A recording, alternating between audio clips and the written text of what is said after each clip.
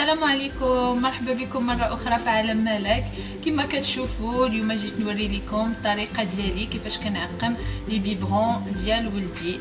الوغ كنا كنعرفوا الطريقه التقليديه اللي كنعقموا بها البيبرونات هي انكم ديروا طنجره ديال الماء وتخليوها فوق من البوطه وتعقموهم حتى يغليو، تسلقوهم حتى يغليو. هذيك هي الطريقه التقليديه اللي نعرفوها كلنا ويعرفوها جميع الامهات، وانا شخصيا كنت كنستعملها هذيك الطريقه قبل ما نكتشف هذه الطريقه اللي غادي نوريها لكم دابا.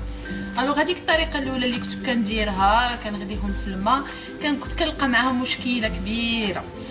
شنو هي المشكله؟ المشكله هي ان كثر ما كنبقى نغلي هذاك البيبرونات كيبقاو يتمحاو ليا هاد الرسومات اللي كيكونوا هنا اولا الكتابه. واكثر حاجه كنت كنكرهها هي ان مين يتمحاو لي هاد لي شيف هادو الارقام باش كنعبر الحليب لولدي اولا لبنتي، كنت ما كنحملش ديك القضيه، ما كنحملهاش. الوغ اكتشفت هاد الطريقه وغادي نوريها لكم دابا. ونتمنى هذا الفيديو ينال الاعجاب ديالكم. خليكم معايا وغادي تكتشفوا الطريقه ديالي كيفاش كنعقم لي بيبغون ديال ولدي. اذا اول حاجه غادي نبدا نديرها وهي غادي نغسل لي بيبغون ديالي. شنو غادي نستعمل باش نغسل لي بيبغون ديالي؟ غنستعمل صابون عادي ديال الاواني اي نوع عندكم، وهذا الشيته ضروري تكون عندكم الشيته ديال لي بيبغون، وتكون معها حتى هاد الصغيره هذه باش كنصا نوصلوا البلايص اللي صغار. فوالا غادي نبدا. الماء ضروري يكون دافي. الطريقه تقريبا طريقه الغسيل كلشي كيعرفها. غندير الماء دافي وندير شويه د الماء هنا في البيبغون بحال هكذا، ونخوي شويه الصابون ونبدا فوالا نغسل. هاد الطريقه هادي كتشوفوا كنظن كلشي الامهات كيعرفوا يغسلوا لي بيبغون بهاد الطريقه هادي. فوالا كومسا نوصل كلشي البلايص ديال البيبغون بحال هكذا.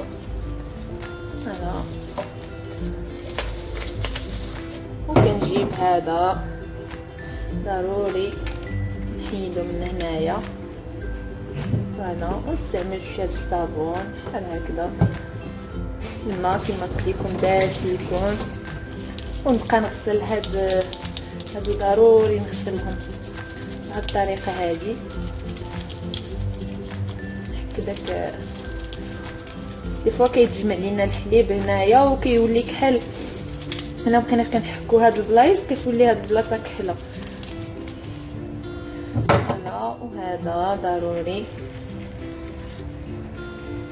هادو ضروري خص تبدلوهم كل 4 شهور. كل 4 شهور خصهم يتبدلوا. فوالا كنا مزيان كنت نوصل البلايص اللي بقاو ليا تما.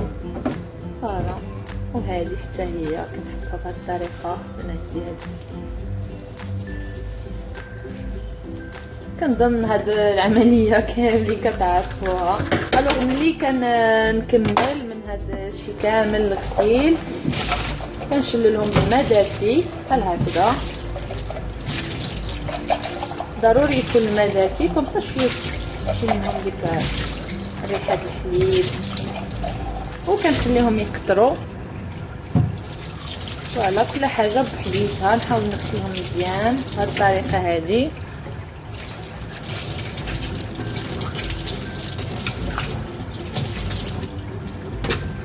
هي هذه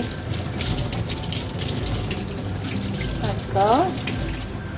وهذه ضروري ملي نسالي بها. لو انا غادي نتلاقى معكم بعد ما نكمل الغسيل، ولكن بغيت نقول لكم على هاد الشيته هذه ضروري ملي نسالي بها خصها حتى هي تتعقم. كيفاش كنديروا نعقموها؟ كنجيبوا بانيو ونديروا فيه الماء طايب وكنحطوها فيه واحد الساعه من هاد الجهه. انا حتى انا عندي لاصقه، كاين اللي ما كتكونش فيها لاصقه هاد الشيته هنايا كتكون بحديتها. الوغ تشدوهم وديروهم في داك لو بانيو، ترقدوهم مده 4 ساعات في الماء طايب، يعني ترقدوها في داك الماء طايب ومن بعد تشدوها تخليوها شويه تقطر وديروها في واحد الميكا وصافي وتخبعوها. ما تخليوهاش في البلاصه ديال كومسا غادي في البلاصه فين كتحطوا الصابون ديال الاواني حدا، حيت مولفين كلشي تقريبا فينا هاد القضيه ديال نخليوها حدا البلاصه فين كنحطوا الصابون ديال الاواني وباش كنغسلوا الاواني ديالنا. كتعمرنا بلي ميكروب، يعني الجو راه عامر كله بالميكروبات والجراثيم. الوغ ما كاين لاش ملي تنشف نديروها في واحد الميكا ونخبعوها في البلاكار حتى نبغيو نستعملوها عاوتاني ونخرجوها. الوغ هذه هي طريقه باش تعقموا، هذه ضروري تعقم حيت هي اللي كتغسلوا بها. الوغ غادي نخليهم يقطروا وغادي نوريكم الطريقه المواليه. كما كتشوفوا من بعد ما قطروا لي بيبرون غادي نشفهم اما بسيرفيات نقيه بحال هذه، اولا غناخذ البابي اللي كيكون عندنا في لا كويزين وغادي نحاول نشفهم على هذه الطريقه هذه، غير من برا كما نشف الداخل حيت راهم نقيين. فوالا ونحاول نرجعهم كما كانوا، كل حاجه نرجعها كما كانت بهذه الطريقه هذه. فوالا هكا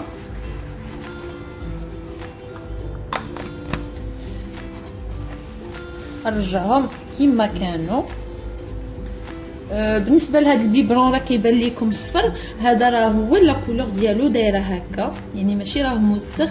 وبغيت نعطيكم واحد النصيحه بالنسبه للامهات اللي كيعطيو لوليداتهم لا سوب في البيبرون او العصير. كنلاحظوا مع المده غادي يبقى داك البيبرون صفار اللي غادي تبقاو تعطيوه فيه العصير او لا سوب. كيفاش ديري باش تنقيه؟ ديري واحد البانيو ديال الماء وديري فيه الماء يكون دافي قريب للسخونيه، يعني دافي شويه، وعصري فيه حامضه كامله. عصري هذا الماء وخليه يترقد واحد ساعه وغادي تشوفي بلي غادي يبيض يرجع اللون ديالو كما كان. هذه هي النصيحه ديالي بالنسبه للنساء اللي كيعطيو لولادهم لا سوب في البيبرون او العصير. حتى لو جو دورانج كيصفر لي بيبرون دي فوا. من الاحسن تعلموهم تعودوهم تعطيوهم لا سوب بالمعلقه، كاين لاش تعطيوهم في البيبرون الاحسن. انا في النظر ديالي وما نعرف كل واحد وكيفاش الو. بهذه الطريقه غادي نشفهم كاملين، وملي غادي نسالي من بعد ما مسحتهم غادي ناخذ هاد لي زيبلوك اللي كيتباعوا في السوبر مارشي، كيكونوا خاصين بالمطبخ ديروا فيهم الحوايج في الثلاجه اللي كيكونوا يتسدوا بهذه الطريقه هذه. غادي ناخذهم بهذا هكا وغادي نوضع لي بيبرون ديالي لداخل بهذه الطريقه هذه.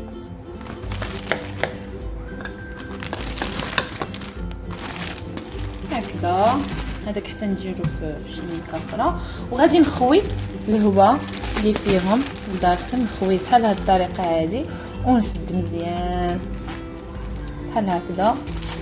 الو فين غادي نديرهم؟ هادو غادي ناخذهم غادي نديرهم في المجمد لتحت في الكونجيلاتور لتحت. كما كتعرفوا جميع ان البروده كتقضي على جميع انواع البكتيريا، يعني 100% يعني معقمه 100%. وانا سولت البيدياتر ديال ولدي على هذه القضيه، قلت له انا هذه هي القضيه اللي راني نديرها باش نعقم لي بيبرون ديال ولدي، وقال لي صحيحه 100% يعني كتعقم. غادي نديرهم في الكونجيلاتور لمده ديال ساعه وغادي نخرجهم. غادي يكونوا لي بيبرون ديالي معقمين مخيرين ما خصهم حتى شي حاجه. الو غادي هي الطريقه ديالي. بالنسبه لهاد الطريقه اللي بغيت نوضح انها كتصلح غير لي بيبرون ديال بلاستيك، لي بيبرون ديال بلاستيك. الا درتي لي بيبرون ديال الزاج بوتيتر يقدر يتهرس في الكونجيلاتور. عارفين الزاج يقدر يتهرس في البروده، درجه البروده اللي تكون عاليه يقدر يتهرس فيها. الوغ ما نصحش الامهات اللي عندهم لي بيبرون ديال الزاج باش يديروا هاد الطريقه. بالنسبه لي بيبرون ديال الزاج الطريقه الصحيحه باش تعقموهم كما قلت لكم قبيله، الطريقه التقليديه كيفاش كنا كنعقموا حنا لي بيبرون ديال وليداتنا. كنديروا طنجره وكنخليوهم فوق العافيه وهما كيغليو حتى كتوصل لواحد الدرجه ديال الغليان، عاد كنطفيو عليهم البوطه ونحيدوهم. الوغ الطريقه الصحيحه باش تغليو لي بيبرون ديال ولادكم، بالنسبه لي ما اقتنعش بهذه الطريقه ديالي وبالنسبه اللي عندهم لي بيبرون ديال الزاج، الوغ الطريقه الصحيحه هي انك ديري طنجره ديري فيها الماء وديريها فوق البوطه حتى تغلي، ومن بعدها تطفي على البوطه عاد وضعي لي بيبغون ديالك تمايا، وموراها ديري الغطاء ديال الطنجره فوق من الطنجره كومسا باش داك البخار ما يخرجش، تبقى درجه الحراره كتحافظ على نفسها، وكيبقى داك البخار تما كيخدم، وتخليهم ربع ساعه ومن بعدها كتحيدي لي بيبرون ديالك. هذه هي الطريقه الصحيحه ديال تعقيم البيبرونات بالنسبه اللي بغاو يغليوهم في الماء. ما يخليوهمش فوق البوطه وهي كتغلي، لان علاش الا خليتي الميكا وهي كتغلي مده طويله تقدر تطلق واحد الماده سامه كتكون في البلاستيك، سورتو الا ما خديتوش دوك لي بيبرون اللي كيكونوا طبيين كيكونوا ميديكال مصنوعين بداك الكاليتي، داك الكاليتي الجيد كما يقولوا ديال البيبرون. الوغ بالنسبه لي مارك ديال لي بيبرون انا كناخذ هادي افين، وكاين شيكو حتى هي كنصحكم بها. هادو هما دو مارك اللي انا استعملتهم لولدي ولبنتي وعجبوني بزاف، ما كيطلقوش الريحه، زوينين بزاف. يعني هادو كنصح الامهات جميع الامهات بدل ما تشري دوك لي بيبرون الرخاص اللي كيكونوا في البافيون ديال البيبرونات كيكونوا رخاص، دي فوا كتلقايهم غير 30 درهم، دي فوا 25 درهم، كيعجبونا فيهم لي كولور ولكن ماشي ميديكال ماشي صحي، يعني كما يقولوا عند الخصوت خلي نصو ماشي ميديكال. هادو زوينين، بدل ما تشري 5 أو 6 بهادوك لي بيبرون رخاص خدي غير جوج بهادو وصافي كافيين انك ترضعي ولدك بواحد الطريقه صحيه ولما لا كما يقولوا. الو غنمشي نديرهم في الكونجيلاتور وغادي نرجع لكم بعد ساعه باش تشوفوا كيفاش كنخرجهم بالكونجيلاتور كيفاش غادي يكونوا. يلا خليكم معايا.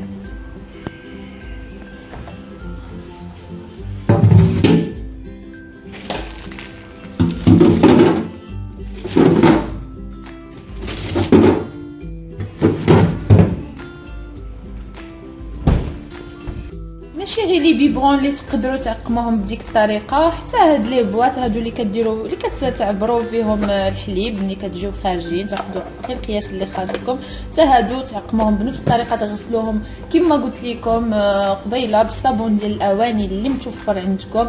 حتى هاد لي بواط اللي كياخذوا فيهم وليداتكم سناك ليكول ياخذوا فيهم الكوتي، هاد القريعات اللي كياخذوا فيهم العصير ليكول كياخذوا فيهم الماء، القرعه اللي كيشرب فيها ولدكم الماء بطبيعه الحال، يعني هادو كاملين كتغسلوهم حتى هما وكتعقموهم. انا بالنسبه ليا هادو كنعقمهم اون فوا بار سيمين بنتي، هادو اللي كتاخذ فيهم الماكله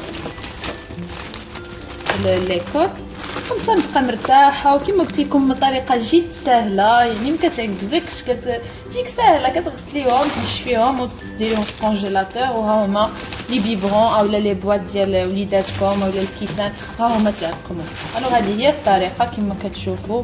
سي ميو تاخذوا هاد الميكات هادو اللي كيتسدوا بهاد الطريقه كومسا ما تدخل لهمش الريحه اللي كتكون في الكونجيلاتور من الاكل اللي عندكم. الوغ هذه هي طريقتي. فوالا حتى هما غادي نديرهم في الكونجيلاتور لمده ديال ساعه. اذا كما كتشوفوا بعد ما دازت ساعه خرجت لي بيبرون ديالي كما كتشوفوا ما كيتقلاصاو ما حتى شي حاجه، كيبقاو بحال هكذا كيخرجوا باردين. فوالا صافي كنخرجهم ونحطهم في البلاكار ديالي حتى نبغي نستعملهم ونخرجهم بهذه الطريقه هذه.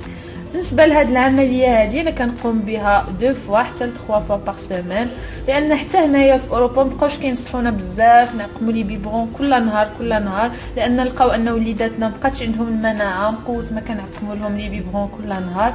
الوغ وليت كنديرها 2 فوا حتى 3 فوا بار سيمين، طريقه جد رائعه. نتمنى تجربوها ونتمنى هذا الفيديو ينال الاعجاب ديالكم. الى عجبكم الفيديو ديروا لايك، لما لا سبسكرايب، اشتركوا بالقناه ديالي كومسا غادي يوصلكم الجديد ان شاء الله. وكنوعدكم بالمزيد من فيديوهات من هذا النوع هذا، من بعض النصائح اللي كنستعملها انا في حياتي. شكرا لكم بزاف، شكرا على لي كومونتير زين اللي كتخليو ليا. خليتكم على خير والى الفيديو القادم ان شاء الله. باي باي.